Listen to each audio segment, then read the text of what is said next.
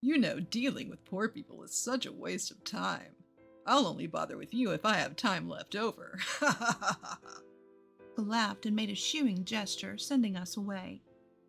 Even I, who usually tries to be kind to others, had reached my breaking point. Then my son, who had been listening to the conversation, said to me loudly enough for Michael to hear, I wonder if I withdraw the 1 billion yen I have deposited, can I shut this place down? Haha. My name is Susan Parker, a 67-year-old housewife. Lately, my husband George and I have been enjoying leisurely afternoons at cafes. George is 2 years younger than me and has just recently retired. I've been so focused on work that I don't know what to do with my free time now. So I took my husband out to explore various shops. We both love coffee, and we'd always wanted to go on a cafe tour. George didn't complain about my cafe hopping idea and even seemed to become more and more interested in it. Hey, let's try this cafe next time, George said, while glued to the screen watching a TV show featuring cafes. Eventually, he started making coffee himself, and our home became filled with the delicious aroma of coffee brewed by him. Dad's coffee's really good. Uh-huh. I told you, it's all about the beans. When our son James came home for a visit, George served him coffee, and James expressed his appreciation while savoring it. James is now 38 years old and has been independent for a long time, occasionally coming home and sharing interesting work stories. Are you and Dad doing well? No changes? Yes, we're the same as always. That's good to hear, but you're getting older, so take care of yourselves. Don't underestimate us just yet, even at retirement age. We're still going strong. Dad, you really are full of energy. Spending such peaceful and carefree time with my husband and son makes me very happy. Looking back, my husband and I rarely fought, and I don't think our son ever went through a rebellious phase. My husband and I met during our college days. We were in the same department and saw each other often in class. Eventually, he asked me out, and we started dating. Being with him always made me feel calm and truly happy. Our relationship continued even after we both started working, and a few years later, we got married. Our married life was also full of happiness. For the first few years after we got married, we thought we might not be able to have children. But then our son was born. Our newborn son was so cute and looked just like an angel. I remember my husband being overjoyed when he held our child for the first time. Since then, the three of us have lived happily together. Our son grew up to be a kind and good-hearted person. Although my husband and I both worked, and might have made him feel lonely at times, I think he grew up without any real trouble in his teen years. Mom, Dad, there's something I want to do. I have a favor to ask. Our son decided on his path early and pursued it with determination.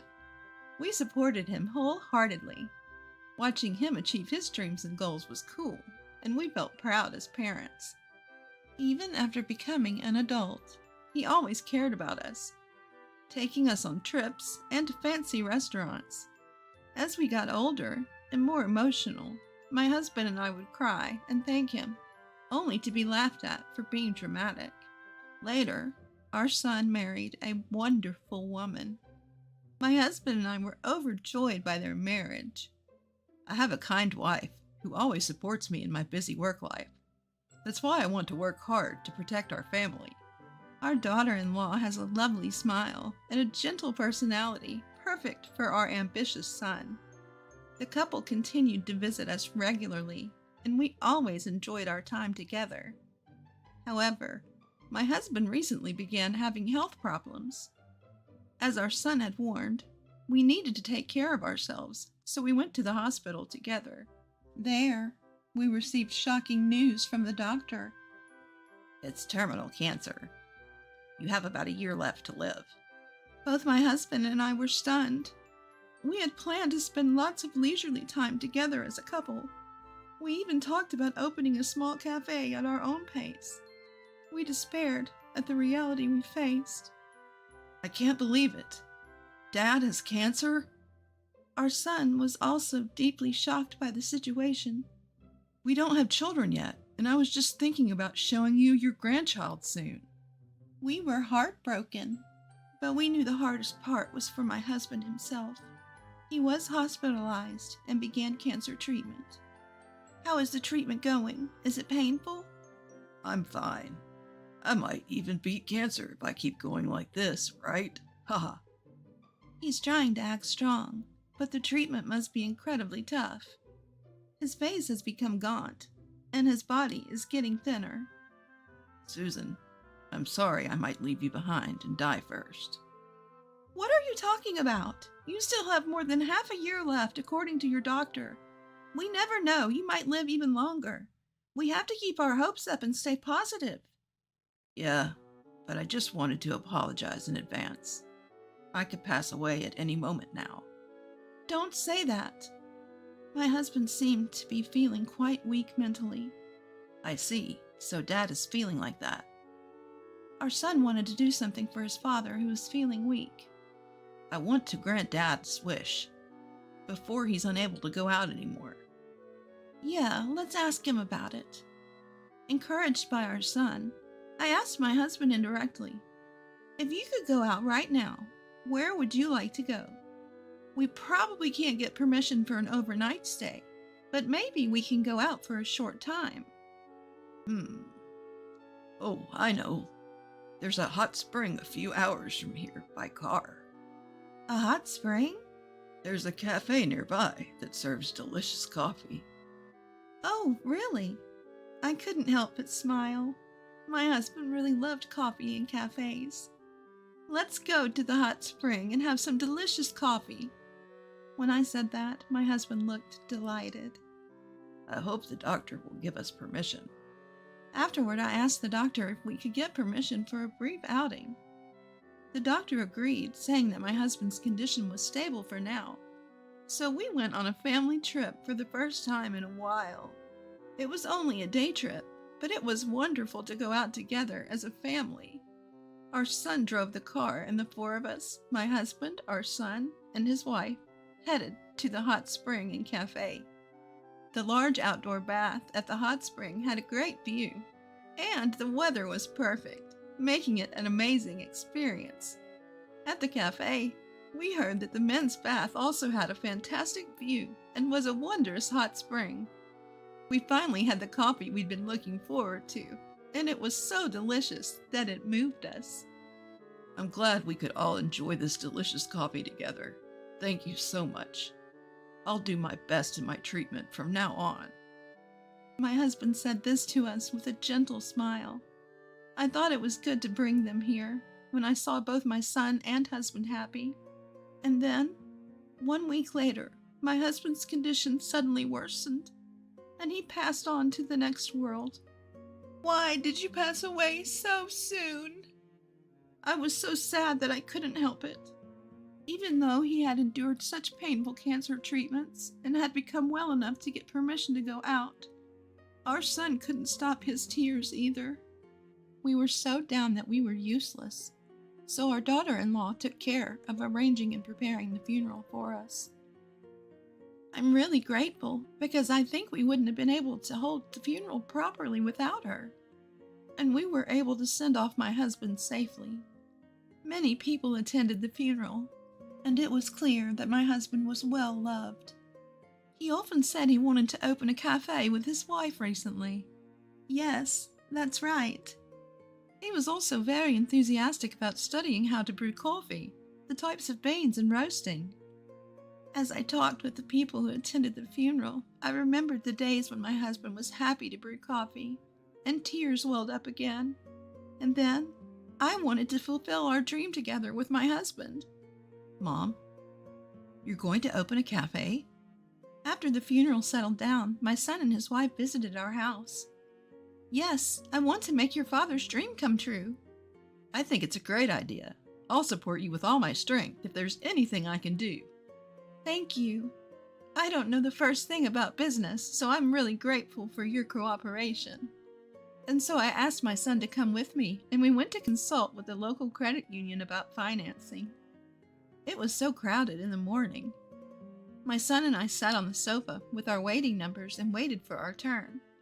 And after about an hour of waiting, we went to the counter. Welcome, please have a seat. The bank teller who greeted us sat down and was named Michael. What can I help you with today? Well, I'm thinking of opening a cafe soon. I came to talk about financing. Financing, you say? As soon as I said that, Michael's face suddenly turned stern. In order to hear your story in detail, we will also conduct an interview. Can you please wait on the sofa until we're ready? We'll call you when we're ready. Understood. Although I was worried about why his face had become so stern, I returned to the sofa as I was told and waited with my son for our turn. However, even though we waited and waited, there was no sign of being called. Before we knew it, 3 hours had passed. People who arrived later than us were being called, and we thought it was strange. That bank clerk named Michael is attending to other customers as if he has forgotten about us. I thought I should call out to him. The moment Michael finished with a customer, I hurried over to him. Excuse me, I've been waiting for a while now. When can we have a meeting about the loan? Are you still here? Huh? What do you mean? There's no way we can lend money for a cafe or any shop run by an old person like you, right? You're not even wearing brand name clothes, and you don't look rich at all, do you? It's a waste of time dealing with poor people. I'll help you if I have time left at the end. Saying so, Michael laughed and made a shooing gesture at us. That's unbelievable. I, who usually live by being kind to others, reached my limit of patience. What's wrong, Mom? My son returned from the restroom just as Michael said those things to me. I was so angry that I told my son what had happened. Upon hearing the story, my son said in a loud voice so Michael could hear. If I withdraw the 1 billion yen I deposited, I wonder, can I shut this place down? What? Michael looked puzzled at my son's remark. Sir, if you're going to cause a disturbance, please leave, as it's bothering other customers. I can't believe the nerve of this Michael to say such a thing to my son. And my son said, I just moved my business deposit to this bank recently, but I guess that was a mistake. Call the branch manager because I can't talk to you. Stop it. I'll sue you for obstructing business. Michael refused my son's business and snapped back. It seems even my son had reached his limit of patience. Then I'll call directly. My son said so and made a phone call somewhere. Then the branch manager came running out of a back room in the bank. Mr. Johnson, what happened? Seeing the manager rush over and speak to my son, Michael's eyes widened in surprise. Branch manager, what's going on with this bank? This Michael clerk made my mother wait for over 3 hours, calling her a poor person and tried to send her away. What? Michael, what the hell are you doing? Mr. Johnson, could you please come to the reception room? Let me apologize. We decided to follow the branch manager as it seemed we were causing a disturbance to other customers. When we arrived at the reception room, the branch manager prostrated himself and apologized. I'm truly sorry about this. Michael just transferred from another bank. We also didn't have a deep relationship with you yet, and our other staff members were too busy to notice. It's fine, manager. I'm not asking you to be treated specially. I just want you to take proper action regarding how he treated my mother and judged her based on her appearance. Of course. Michael, hurry up and apologize. This person is the owner, chef of a famous restaurant. They just opened a new store in this area and deposited 1 billion yen in our branch. Huh? Told by the branch manager, Michael turned pale and prostrated himself to apologize. I'm so sorry. Michael, have you always treated customers differently based on your own judgment? If so, you're disqualified as a bank employee or even someone in the service industry. At the very least, we don't want to do any transactions here anymore. No, I mean, Mr. Johnson, could you please reconsider? The branch manager pleaded with my son. Unfortunately, we can't trust this bank as it is. Show your sincerity and then we can talk. If you can't do that, I'll withdraw all of my deposits by the end of this month. My son said so and took me out of the bank. A week later, the branch manager called my son. According to the conversation, the bank conducted a detailed investigation on Michael and found that he had been turning away customers who came for loans based on his own judgment. Moreover, it was revealed that he had also embezzled the bank's money. Of course, Michael was fired. The branch manager called my son several times to apologize and propose various favorable terms for my loan. My son felt the manager's sincerity and decided not to withdraw the deposits. Thanks to the manager's proposal, I was able to receive a loan at a very good rate. The preparation for opening my store went smoothly, and I finally opened it. Initially, I had planned to open a coffee shop, but my daughter-in-law had a nutritionist certification, so we decided to open a cafe with healthy and nutritious menus together.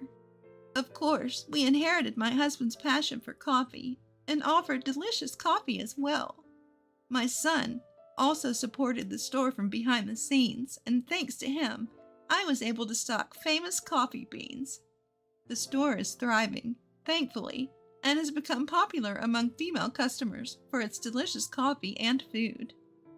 I don't know how much longer I can work, but I'll do my best to run the cafe for my husband's sake as well.